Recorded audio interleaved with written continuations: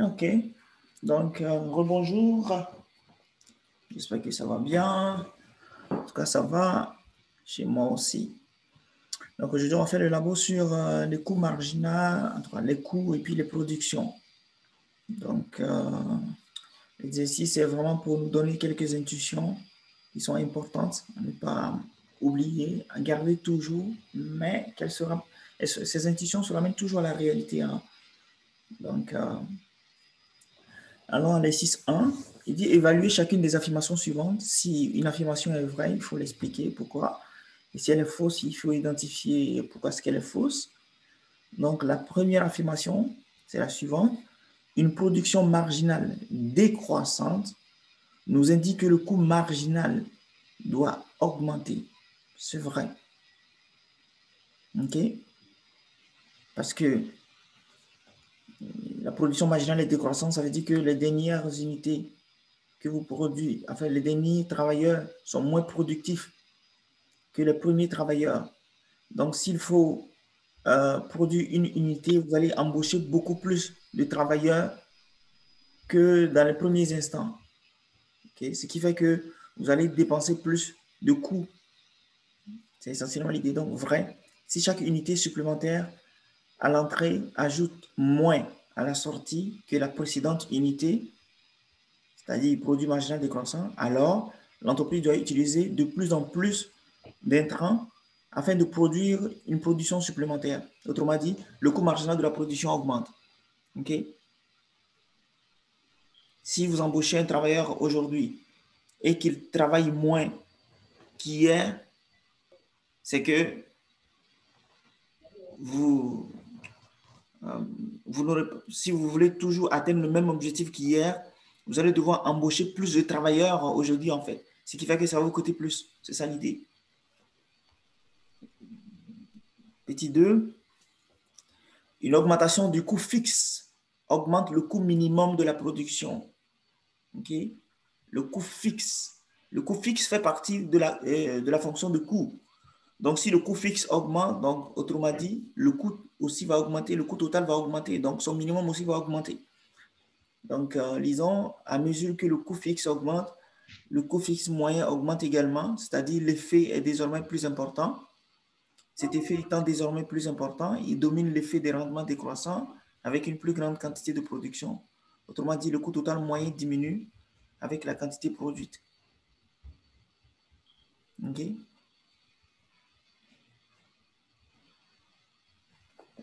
Ça augmente, non? Le coût total moyen doit augmenter ici. Si le coût fixe augmente, le coût total moyen aussi va augmenter. Vous êtes d'accord?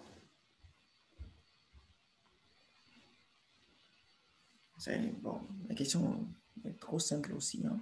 Une augmentation du coût fixe augmente le coût minimum de la production. Ouais, c'est ça.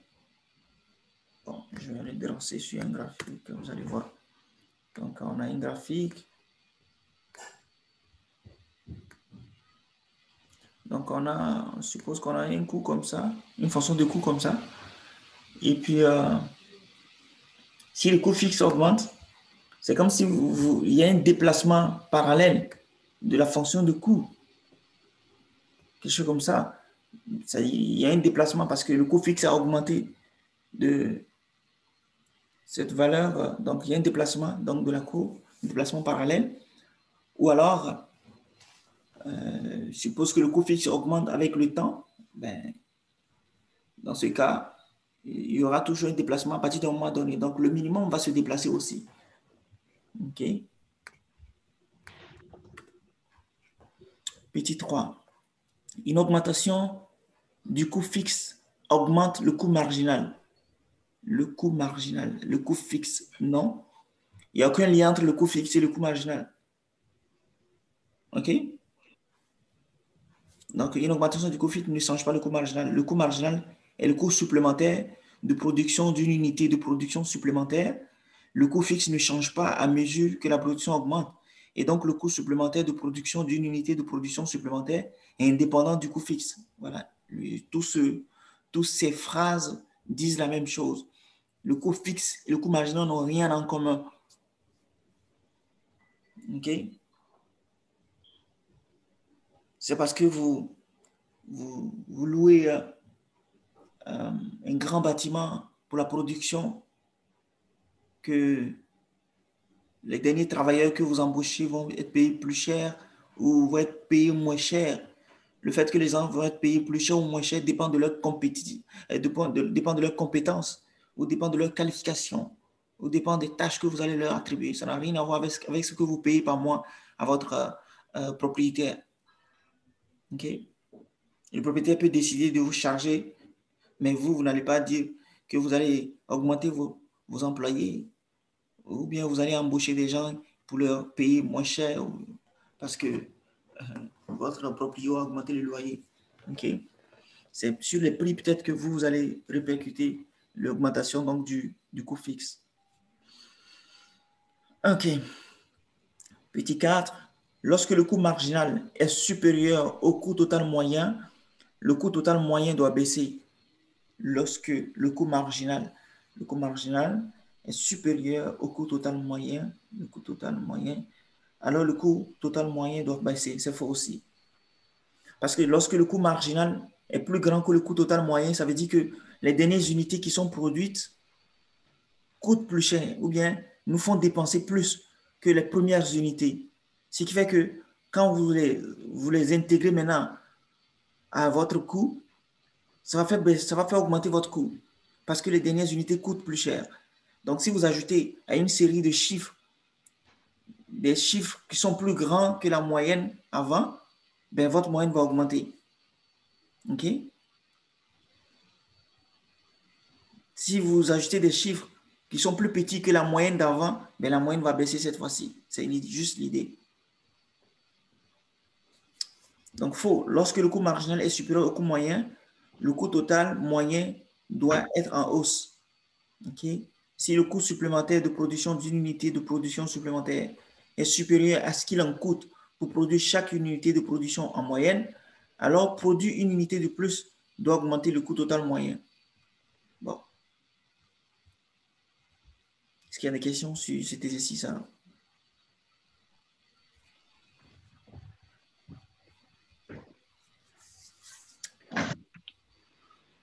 Pas de questions. Alors, on va regarder l'exercice 2. C'est Marc et Jeff qui exploitent une entreprise qui produit des ballons de football. Leur coût fixe est de 2 000 $ par mois. Okay? Ils peuvent embaucher des travailleurs pour 1 000 $ par travailleur et par mois. La fonction de production mensuelle pour les ballons de football est indiquée dans le tableau suivant.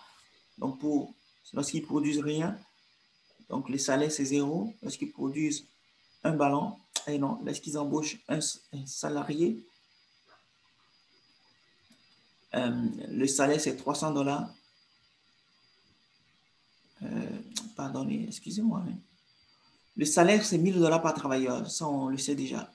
Mais ici c'est les quantités produites. Si un travailleur est embauché, il arrive à produire 300 ballons, 2 travailleurs 800 ballons, 3 travailleurs 1200 ballons, 4 travailleurs 1400 ballons, 5 travailleurs 1500 ballons.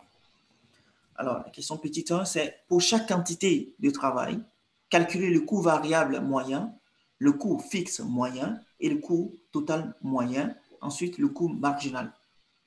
OK? Donc, il faut juste reconstituer le tableau avec ces données et mettre les autres coûts, donc les 4 là. 1, 2, 3, 4. OK. Alors, donc, on a le Comme travail. là, j'avais une question. Oui.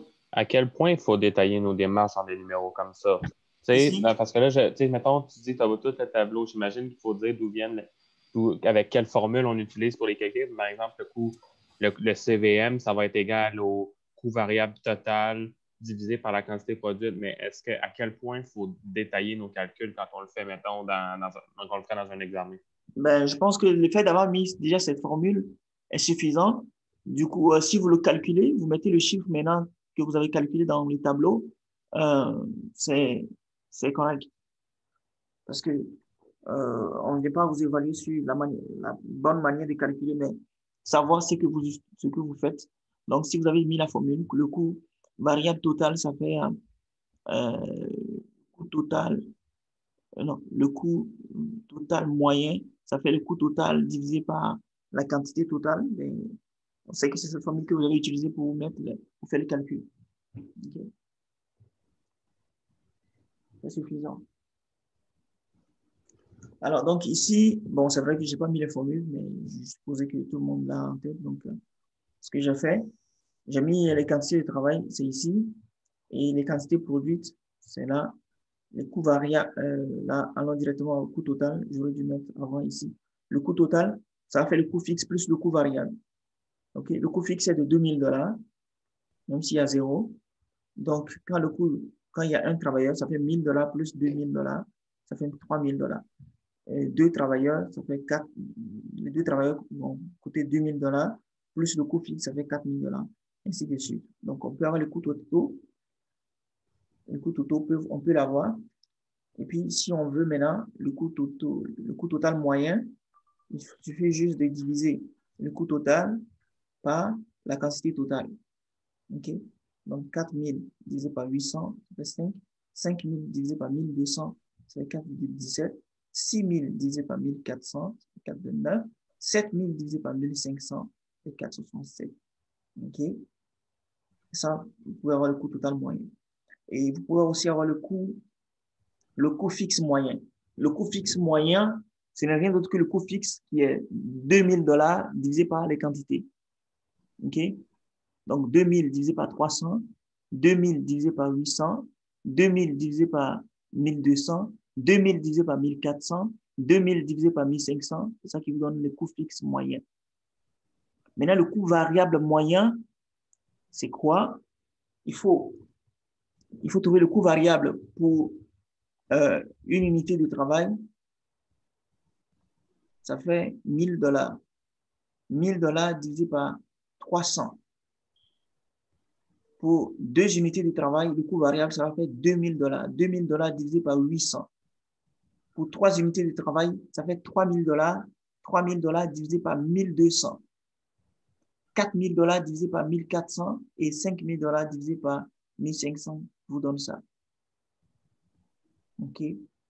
Donc, on a ça, on a ça, on a ça, et il reste le coût marginal. Le coût marginal, maintenant, c'est le coût qu'on a dépensé pour la production supplémentaire. Donc, ça fait le coût supplémentaire pour une unité de travail, c'est $1000. Ce $1000 divisé par la quantité produite, ça fait 3,33.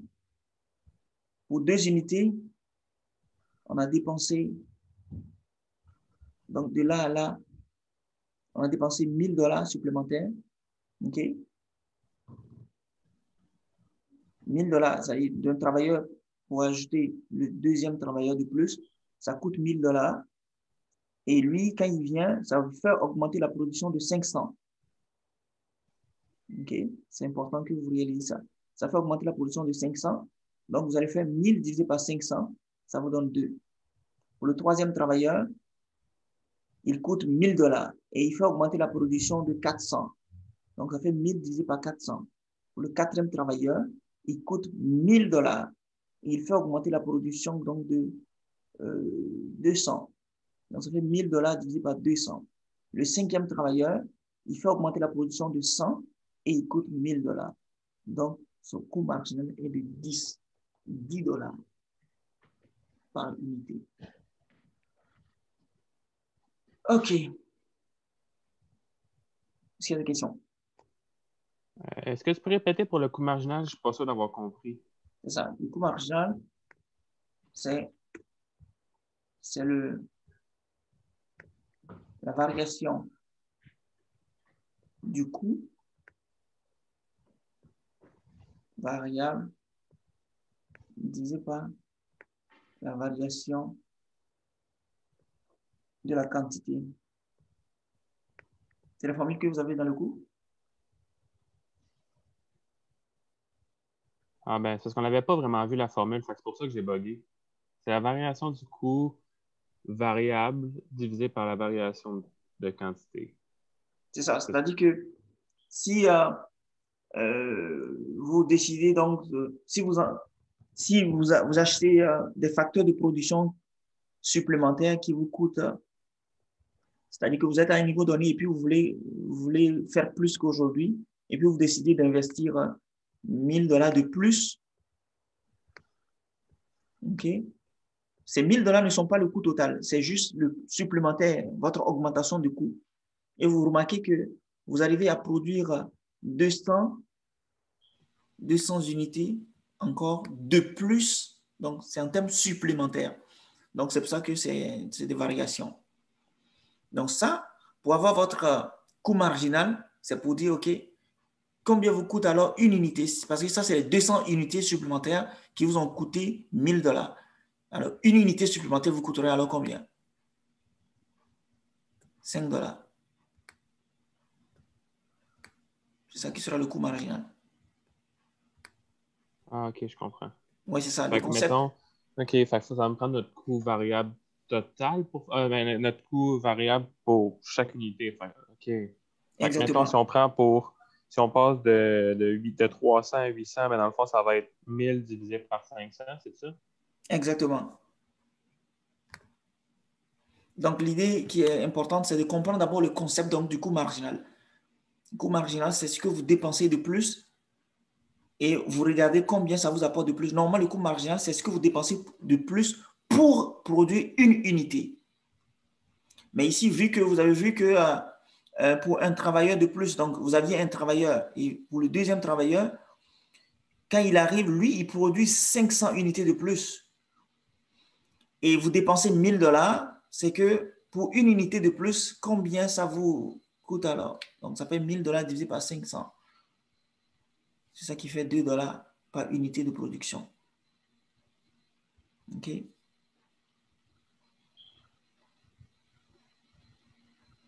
J'espère que c'est clair. Hein? Si ce n'est pas clair, je vais réexpliquer encore.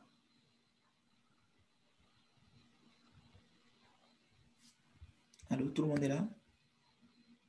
Oui, oui, on est là. C'est juste, tu sais, je pense, moi, ça a clarifié. Là, c'est de dire, ben, tu prends, tu sais, mettons, pour passer de 0 à 1, ben, tu as augmenté ta quantité de production de 300, puis ton coût variable a augmenté de 1000 $ parce que tu engauges un travailleur. Donc, ça va être 1000 $ divisé par 300. C'est ça. Ça donne 3,33.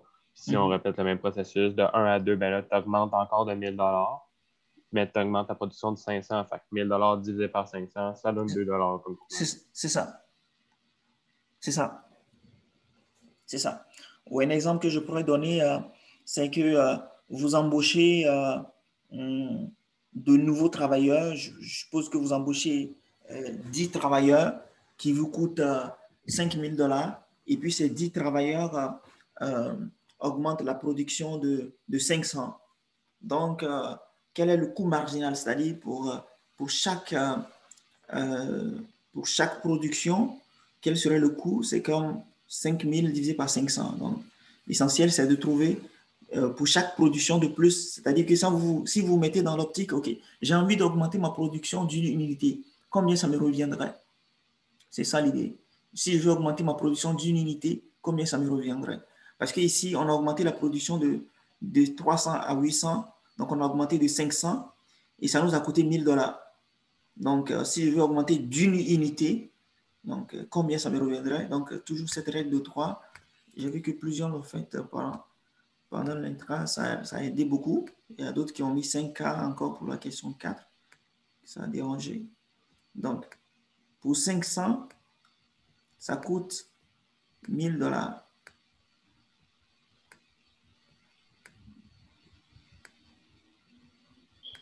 Alors, pour une unité, ça va coûter alors combien? C'est ça l'idée. Donc, ça fait 1 fois 1000 divisé par 500. Ce qui fait qu'on fait ça divisé par 5. Donc, il y a plusieurs moyens pour vous de le retenir. Trouvez votre moyen le plus facile et puis retenez ça comme ça. Alors, petit 2, on nous demande de tracer ça. C'est le moindre des soucis. Donc, on trace le coût total moyen, le coût variable moyen, le coût marginal. Okay. Et petit 3, à quel niveau de production le coût total moyen de Marc et Jeff est-il minimisé? Le coût total moyen, ok, il descend, il tombe ici, puis il remonte un peu, et puis il continue. Donc, c'est ici. Donc, ça correspond à une quantité de 1200 ballons pour un coût de 4,5 4, quelque chose. Donc 4,17 $. OK. 1200. Un coût total moyen de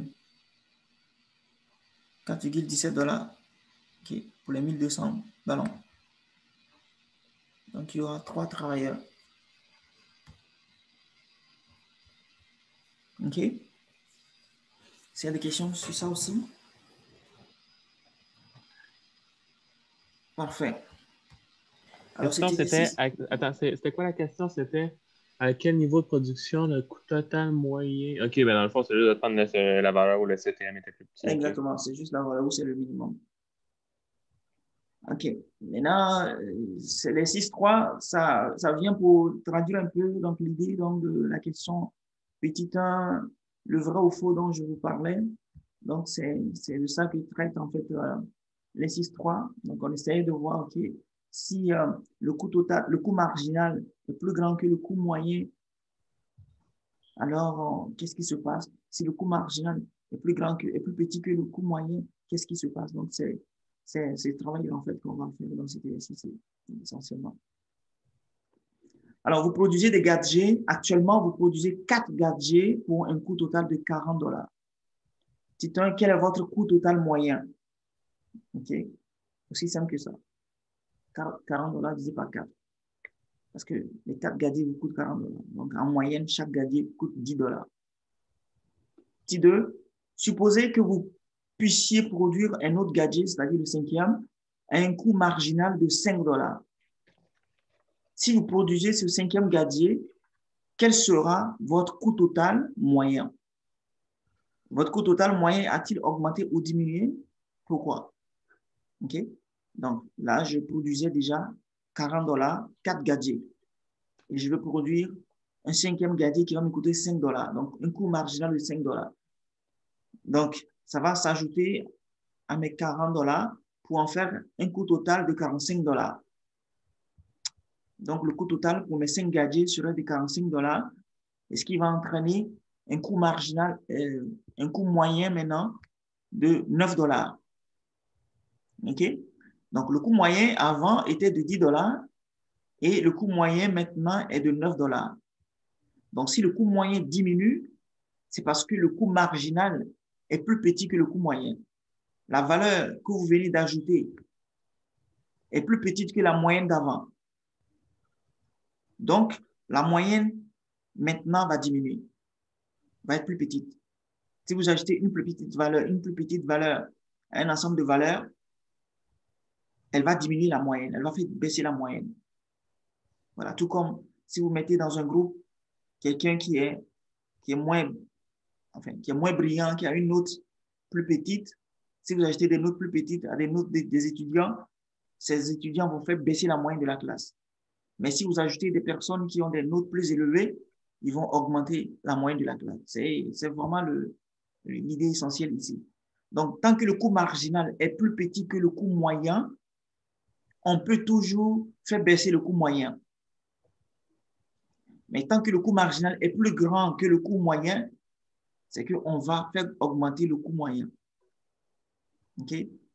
Donc, coût marginal plus petit que le coût moyen, ça fait baisser le coût moyen. Donc, supposons plutôt maintenant que vous puissiez produire un gadget, le 5e de plus, mais avec un coût marginal de 20 $. Donc, vous voyez, ces 20 $ sont plus grands que les 10 $ d'avant. Si vous produisez ce 5e gadget, quel sera votre coût total moyen? Votre coût total moyen a-t-il augmenté ou diminué? Donc, si vous produisez un 5e gadget supplémentaire, vous produisez 5 gadgets pour un total de 40 plus 20 $, donc 60 $. Et votre coût total moyen serait donc de 12 $, c'est-à-dire 60 divisé par 5, et qui est plus grand que 10 $, parce que la dernière unité produite coûte plus cher que les 4 dernières unités. Et donc, le coût total moyen va augmenter. Donc, votre coût total moyen a augmenté car le coût marginal du gadget supplémentaire est supérieur au coût total moyen avant la production du gadget supplémentaire. Bon, je pense que c'est très, très simple, ce niveau.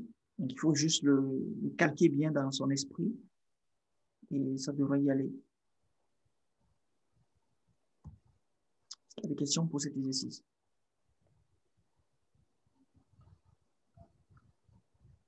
Parfait. Alors, on va C'est regarder pour les... moi, je n'avais pas compris au départ parce qu'on avait, tu sais, on avait parlé de la courbe du coût marginal, mais on n'avait pas vraiment parlé comme tel avec les formules, puis tu sais, comment on pouvait l'intégrer. Fait que c'est sûr que là, ça clarifie Ouais, beaucoup c'est de ça. choses. On n'avait pas vu ça en cours, en fait. C'est ça. Mais là, avec les exercices, ça va, en fait. Mais J'ai pas très bien au tout compris. début, on n'avait pas vu ça.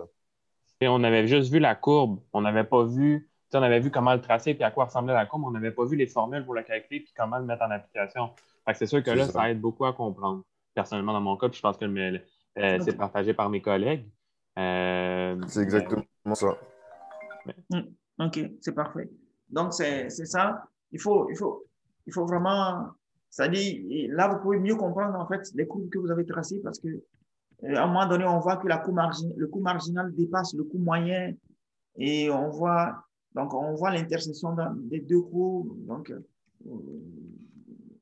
si on commence à produire et puis le coût marginal est plus petit, euh, donc je vois, quand le coût marginal commence à être plus élevé que le coût moyen, ça veut dire que les dernières unités coûtent plus cher que les premières unités, n'est-ce pas? Et là, ce n'est pas bon pour nous. Est-ce que vous me suivez? Vous comprenez ce que j'ai dit? Oui, oui, on comprend. Ok. Quelqu'un dit d'envoyer les formules. Je vais envoyer les formules. Attendez, on va voir. Les courbes, je ne me rappelle plus trop. Je pense qu'il y a trois courbes que vous avez tracées. Il y a d'abord le coût moyen, ensuite le coût marginal. Attendez, le coût moyen.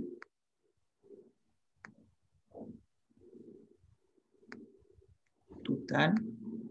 Ensuite, il y a le coût. Il y a le coût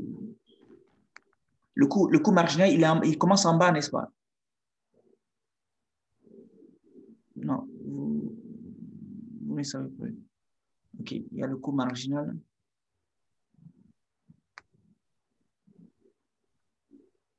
Vous voyez ça?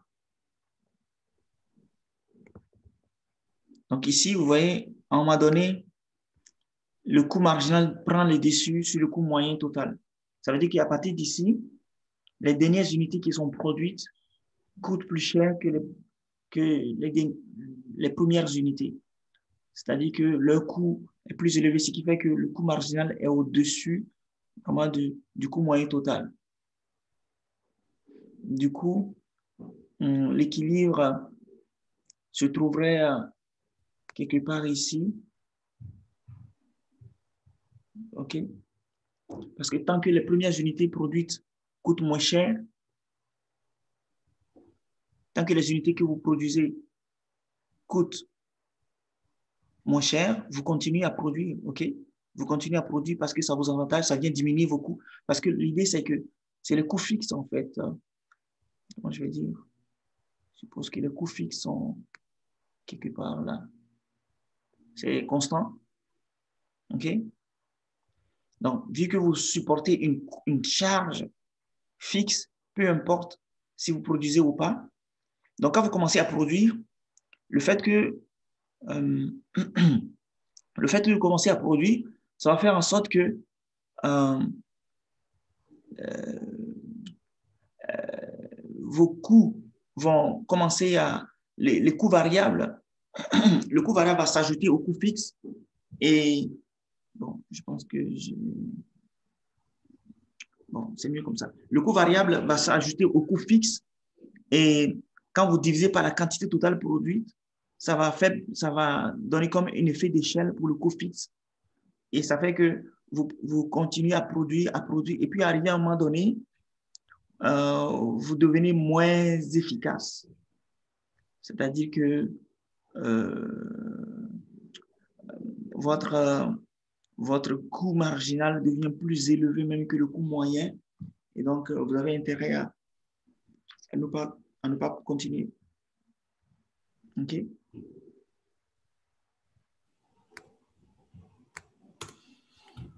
C'est parfait. Donc, c'est l'idée un peu donc, de cet exercice pour capter, enfin, pour figer un peu les esprits sur la notion donc, du coût marginal et puis du coût moyen. Ici aussi, on va faire un peu un travail de ce genre avec. Est-ce que vous avez déjà regardé, vous avez déjà vu le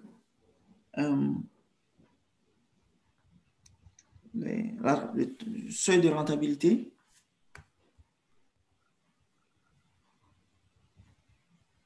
Vous avez vu le seuil de rentabilité? Non, pas vraiment. Donc, Non. vous n'avez pas encore terminé le cours, c'est ça? Non. Le cours sur celui-là, vous ne l'avez pas terminé? OK. Est-ce qu'on avait avec M. Leonard, moi, je ne me souviens pas qu'on ait parlé de seuil de rentabilité et de faillite, là. OK. Mais il m'avait envoyé un courrier pour me dire qu'il avait fait la production. Ben, écoute, on peut en parler, essayer de le voir. Oui, c'est ça. C'est ça. Je vais vous le présenter. Ce n'est pas quelque chose de difficile. Je vous présente l'intuition, même si vous ne l'avez pas fait. Au cours, dès que vous le verrez, vous allez comprendre que, OK, d'accord, ça marche. Et donc, il n'y a pas de souci. Supposez que c'est ça le cours. Et d'autant que l'exercice n'est pas compliqué non plus. Alors, donc, c'est une entreprise également qui supporte des coûts fixes. Donc, il y a deux types de coûts fixes. Il y a l'immobilisation et puis il y a aussi les machines. Et donc, ça fait un total de coûts fixes de $50,000 par mois. Et puis, il y a des coûts variables, en fait, qu'on nous donne dans le tableau. Et donc, ils produisent des disques. OK? Bob, toujours Bob, il produit des disques. Et s'il produit 1000 disques, ça va faire des coûts variables de 5,000, en plus des coûts fixes, donc de 50,000. Donc, 2,000, ça produit, le coût total variable serait de 8,000. 3,000 disques, donc ainsi de suite. OK? Alors, la première partie, ce qu'on nous demande, c'est de calculer le coût variable moyen, le coût total moyen, le coût marginal pour chaque quantité de disques produite. Donc, ça et ça, c'est ce qui était dans le tableau. OK? Ça. Donc, il n'y a pas de souci. Ça, c'est le coût variable total. Donc, il nous demande de calculer maintenant le coût variable moyen. Donc, on a le coût variable. Pour avoir le coût variable moyen, il suffit de diviser ça, OK, par le nombre de disques. Parce que vous voulez la moyenne, vous divisez le coût variable par la quantité produite. Et vous aurez ça. OK? Divisez juste ça par ça, vous aurez ça. Il n'y a pas de souci. Le coût total moyen, bon, calculons d'abord le coût marginal. Donc, comme on l'a vu tantôt, le coût marginal, c'est vraiment le coût supplémentaire pour une unité de disque. Donc, si je dépense $5,000 pour produire 1000 disques, combien alors je dépense pour produire un disque supplémentaire, bien sûr. Donc, ça fait 5,000 divisé par 1000. Ça me fait toujours 5. Si je dépense, voilà, là, je veux vraiment que, d'après ce qu'Antoine avait dit, j'aimerais vraiment qu'il me, bon, ça va, il va le trouver. Donc, de $1,000 à $2,000, j'ai produit 1000 disques supplémentaires et j'ai dépensé $3,000 supplémentaires. Donc, chaque disque me coûterait, en fait, 3,000 divisé par 1000, donc $3.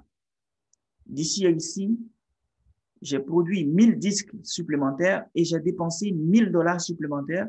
Donc, c'est comme si un disque me coûtait $1 supplémentaire. Donc, de 3,000 à 4,000, ça fait toujours 1000 disques supplémentaires et j'ai dépensé $5,000 supplémentaires. Et ça me coûte $5 par disque supplémentaire, ainsi de suite. Donc, c'est ça qui est le coût marginal. Mais si vous voulez maintenant le coût total moyen, et non le coût variable moyen, le coût total moyen, c'est que vous devez calculer le coût total et non le coût variable simplement. Donc, vous devez faire 5,000 plus les coûts fixes qui sont 50,000. Donc, ça va faire 55,000 comme coût total, divisé par le nombre total de disques. et ça va vous donner le coût total moyen. 8 000 plus 50 000, ça fait 58 000. 58 000 divisé par 2 000, ça vous donne 29 comme coût total moyen. Ainsi de suite. Est-ce que quelqu'un a une J'ai question? pas bien compris. Les 50 000 qu'on ajoute, ça vient d'où? Bob loue un immeuble pour 30 000 $ par mois et loue une machine de 20 000 $ par mois. Donc, c'est le coût fixe qui est 50 000. OK. OK? Et là, on avait juste les coûts variables. Maintenant, si on veut le coût total moyen, ben, il faut vraiment qu'on ait d'abord le coût total en faisant de le diviser par les quantités produites. Donc, coût marginal, c'est vraiment la variation du coût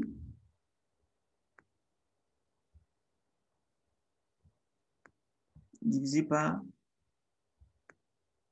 la variation donc de la production.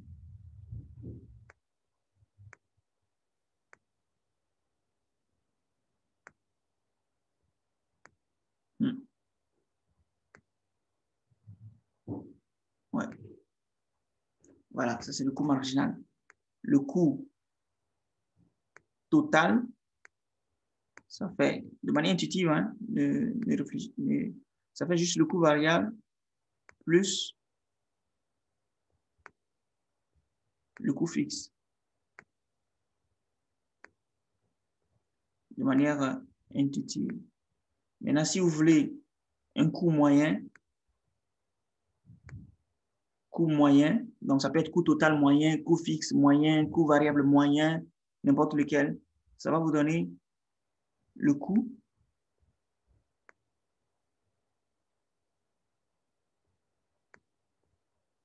donc ça peut être coût fixe, ça peut être coût variable, ça peut être coût total, divisé par la quantité.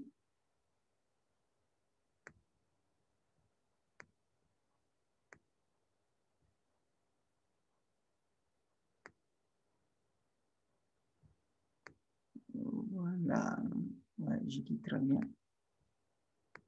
Voilà. Donc, c'est un peu ces trois formules-là qu'il faut garder à l'esprit. Donc, si vous voulez un coût moyen total, c'est qu'il faut avoir le coût total. Donc, le coût total, c'est le coût variable plus le coût fixe divisé par la quantité. OK? Donc, ici, je voulais le coût total moyen. Donc, je connais le coût variable ici. Il me faut le coût fixe. Donc, quand j'ajoute le coût fixe au coût variable, ça me donne le coût total et puis je divise par la quantité. C'est bon maintenant?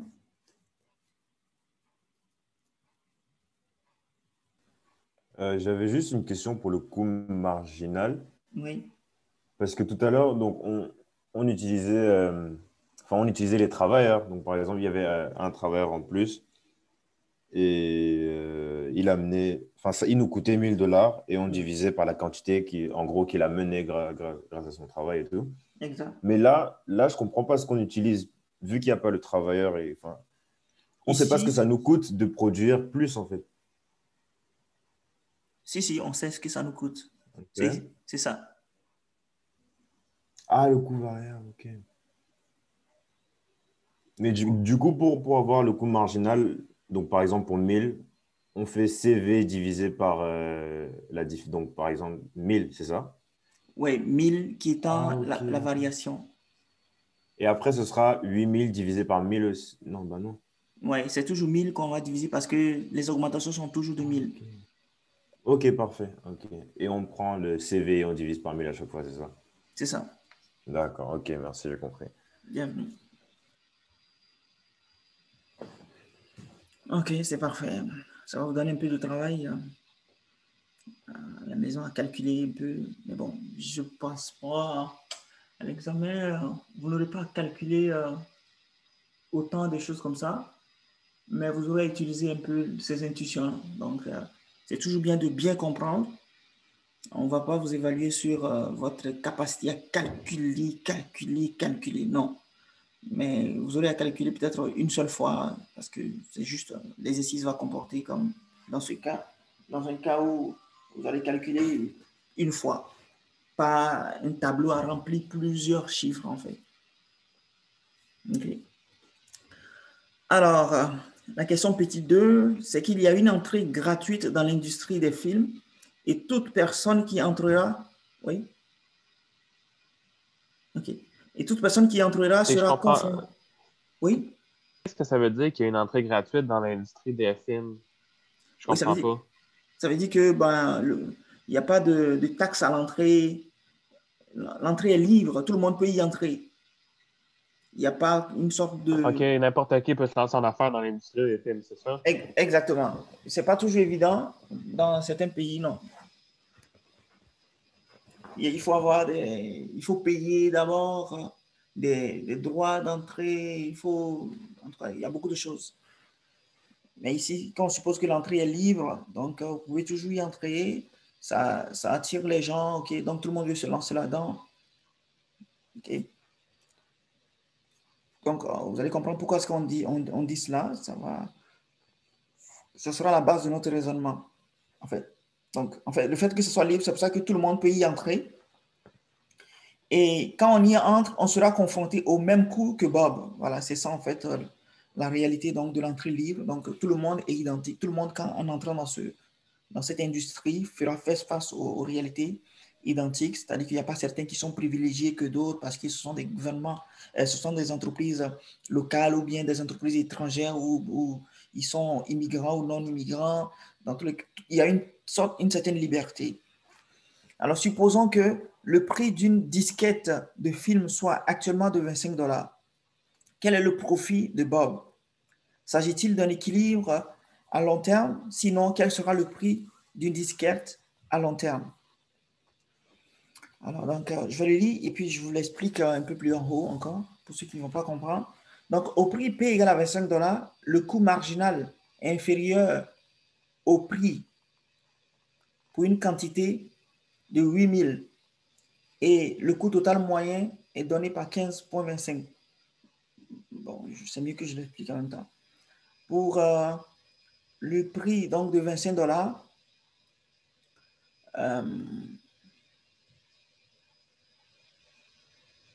le coût marginal est inférieur au prix. Donc, le coût marginal est inférieur au prix à ce niveau. C'est-à-dire que le coût marginal, on le voit, à partir de ce niveau, donc de 8000 à 9000, le coût marginal deviendrait plus grand que le prix. Donc, c'est mieux là. Bon, pourquoi est-ce qu'on parle de coût marginal et prix? Écoutez, supposez que vous êtes en train de produire et vous vendez chaque unité à un prix P. Donc, votre profit serait quoi? Bon, votre recette totale serait P fois Q moins C moins CT, coût total. OK? C'est ça le profit, n'est-ce pas? Et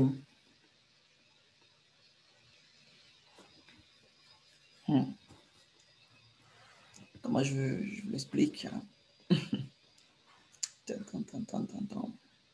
Vous avez déjà fait la dérivée, hein? Vous connaissez ce qu'est la dérivée? Oui. OK, c'est parfait. Alors, si vous dérivez ceci par rapport à Q, vous aurez P moins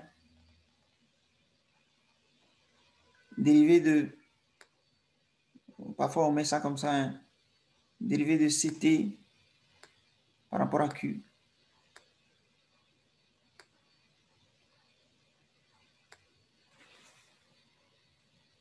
OK? Donc, parce qu'on veut maximiser ceci, donc on cherche quelle est la quantité qu'il faut. Max. On veut maximiser ça par rapport à Q. Donc, on dérive par rapport à Q. Vous allez voir que ça, en réalité, c'est le coût marginal. Qui voit avec moi que c'est le coût marginal? Parce que ça, c'est la variation du coût total par rapport à la variation de Q. Ce n'est rien d'autre que sous forme... Parce que ça, quand on met comme ça, c'est comme de manière continue, mais de manière discrète, on met delta CT divisé par delta Q. C'est ça aussi la dérivée, hein, la différentielle. Donc, la dérivée, en fait, de ça donne P moins delta CT. Donc, c'est comme le prix. Ça, mathématiquement, je vous l'explique et puis je vais vous l'expliquer intuitivement, vous allez voir. Donc, le prix moins le coût marginal. Donc, supposez que si cette quantité est négative, ça veut dire que, bon, si elle est égale à 0, vous savez, si vous maximisez quelque chose. J'ai une question. Oui. Est-ce que là, si donc P moins, donc soit disons le coût marginal, est-ce que si c'est égal à 0, ça veut dire que ça lui a coûté plus cher d'être, enfin de produire. Ah non, non, du coup, c'est pas ça. Ok, non, en fait, ça va. Non, c'est juste que la fonction de profit, c'est ça que j'ai tracé comme ça. C'est encore au sommet, donc le profit maximum va correspondre au fait que P moins CM sera égal à 0. OK? Ok, ouais. Vous connaissez donc les fonctions, le sommet de la fonction de production, le sommet de la fonction, la dérivée doit s'annuler là-bas. OK? Donc la dérivée s'annule au sommet, donc le maximum de profit. Donc il faudrait que ça donne 0. Normalement. Mais si ça commence par être négatif, c'est comme si on est déjà de ce côté-là, on est en train de descendre. OK? Donc, on est en train de descendre. OK? C'est pour ça que ici, je disais que à partir de, vous voyez ici, le coût marginal est de 27 $ pour une quantité de 9000. C'est-à-dire, si vous êtes encore à 8000, le coût marginal est de 23, le prix, c'est 25. Okay. On peut dire qu'on n'a pas encore atteint le sommet. Mais si on arrive à 9000, on voit que le prix est de 25 $ et le coût marginal est de 27. Donc, le prix est plus petit que le coût marginal. Donc, cette quantité, donc prix moins coût marginal est négatif. Donc, c'est comme si on est tombé de l'autre côté de la pente. C'est-à-dire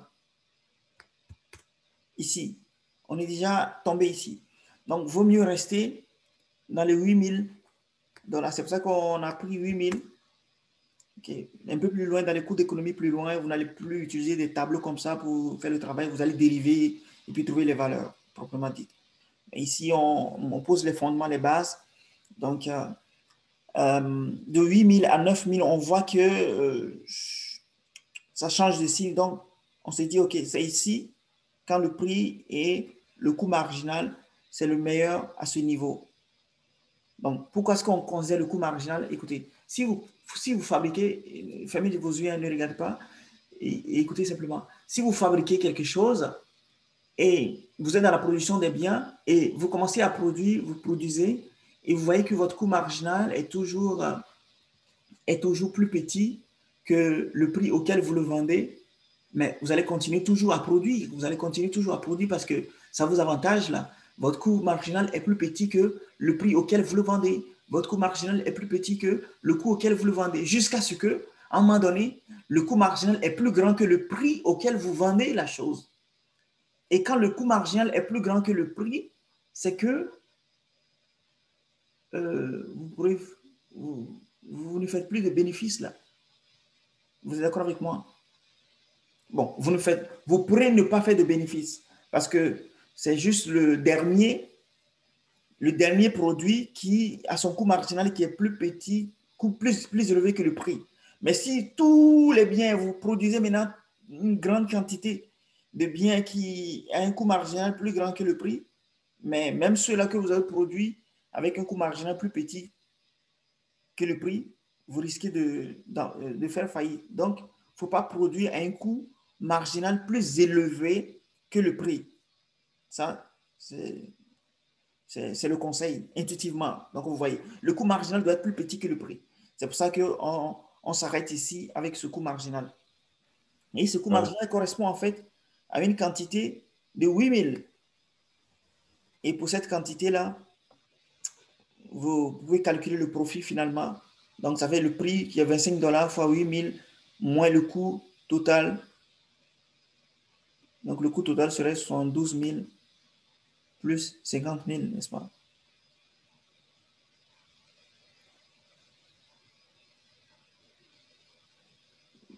« 8000 fois 25 $ moins 72 000 plus 50 000. » OK. Bon, j'ai choisi une autre méthode ici pour le calculer, mais vous pouvez toujours regarder ça comme ça. Il y a le prix total, le prix qui est 25 $ fois la quantité totale, moins le coût total. Le coût total, c'est quoi? C'est le coût variable plus le coût fixe. OK. Pour trouver le profit. Mais ici, j'ai utilisé donc le bénéfice par produit pour une unité. J'ai le bénéfice pour une unité. Ça pourrait être plus intuitivement. Si vous lisez, vous pouvez essayer de le comprendre. Mais pour calculer le profit, ça fait vraiment 8000 fois 25 $. Ça vous donne les recettes totales. Et puis moins, maintenant le coût total. Le coût total, ça fait 112 000 et 50 000. Parfait. Donc, ça nous donne un profit de 78 000. Alors, s'il y a vraiment une libre entrée dans l'industrie, ce profit attirera de nouvelles entreprises. Et à mesure que les entreprises entrent, le prix des disques finira par baisser jusqu'à ce qu'il soit égal au minimum du coût total moyen. OK? Le prix va baisser jusqu'à ce qu'il soit au minimum du coût total moyen. Ici, le coût total moyen atteint son minimum à 13,83 $. Le coût total moyen, son minimum, c'est ici. Et à 13,83 $, ça correspond à une quantité de 6 000. Donc, s'il y a libre entrée dans l'économie, les gens vont entrer et la concurrence va faire en sorte que le prix va quitter 25 $ pour s'arrêter à un niveau de 13,83, c'est-à-dire le minimum du coût total moyen. Et donc, à ce niveau-là, la quantité produite serait alors de 6 000. C'est ça, donc 6 000 disques par mois. Ainsi, le prix à long terme sera de 13,83. Donc, comprenez que le prix à long terme est toujours le minimum du coût total moyen. Vous ne pouvez jamais, si vous achetez ou bien si vous vendez en bas du coût total moyen, vous allez faire faillite. C'est comme ce que je disais. Vous allez, regardez ça, votre profit, c'est P fois Q moins le coût total. OK. Là, je ne vais pas dériver pour chercher le maximum du profit. Je vais juste regarder le profit, est-ce qu'il est positif ou négatif. Si je mets Q en facteur, il va rester P moins coût total divisé par Q. OK? Si vous êtes d'accord, réalisez alors que ça, c'est quoi? Le coût total divisé par la quantité, c'est coût moyen.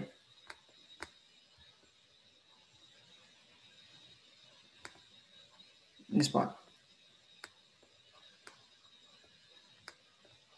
J'espère que vous me suivez. Ça, c'est le coût moyen.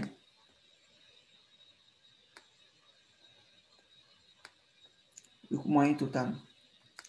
Alors, si le prix est inférieur au coût moyen total, votre profit même sera négatif. Et nul ne peut accepter ça. Alors, il faut que, arriver en concurrence pure et parfaite, le profit soit nul. Donc, le prix est égal au coût moyen. C'est la raison pour laquelle je disais à ce niveau que le prix serait au minimum du coût moyen.